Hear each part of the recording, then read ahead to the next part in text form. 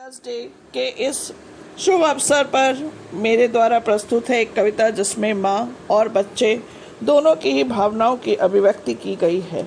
सबसे पहले माँ के द्वारा अभिव्यक्त पंक्तियाँ हैं।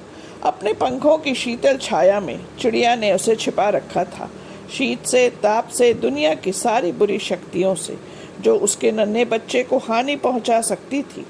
चोंच से दाना खाते, घोंसले में फुदकते शावक को ध्यान से देखती, ईश्वर को बार बार धन्यवाद देती उसे मात्र सुख प्रदान करने के लिए। धीरे धीरे नन्हे बच्चे के पंख निकले, उसने उड़ना सीखा।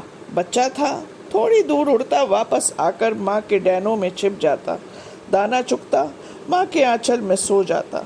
कुछ दिनों में उड़ान की सीमा बढ़ी, नीले आसमान और उसमें उड़ते साथियों ने नन्हे को अपनी ओर खींचा। पंख फैलाया, उड़ा और दूर उड़ा, लौट कर न आया। माँ टकटकी लगाए देखती रही, आएगा वह, मैं फिर उसे अपने डैनों में छिपाकर दुनिया से बचा लूंगी। शायद वह भूल गई थी, उसने भी तो ऊंची उड़ान भरी थी दानों की तलाश में, किंतु कभी लौट ना सकी, माँ के आंचल में कभी लौट ना सकी।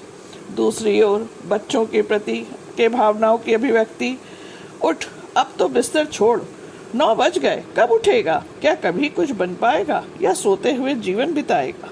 कहाँ है वह झकझोर कर उठाना, झूठा क्रोध दिखाना, गाहर से बाहर निकालने को धमकाना, गुस्सा होकर मुंह फेरना और मंद मंद मुस्काना। पढ़ाई के लिए मेरा पहली बार दूर जाना, आशीष के आंसुओं का तुम्हारी आंखों में आना, तुम्हारी आवाज़ सुनने को फ़ोन बार बार उठाना। युवा था, तुम्हारे लिए प्यार की कमजोरी कैसे दिखाता। फिर नौकरी के लिए तुमसे दूर आना, बहुत सालता है, मैं युवा हूँ, दिखा नहीं सकता, लफ्ज़ों में बता नहीं सकता। माँ, आज भी जब तुमसे बातें करता हूँ उसके बाद मन भारी हो जाता है। तुम रोज़ बहुत याद आती हो, किंतु मैंने सोते हुए जीवन नहीं बिताया। तेरे लाल ने दुनिया को कुछ बनकर दिखाया। मुझे भगवान की तस्वीर रखने की ज़रूरत नहीं, मेरे दिल में हमेशा मेरी माँ जो रहती है, मेरी माँ।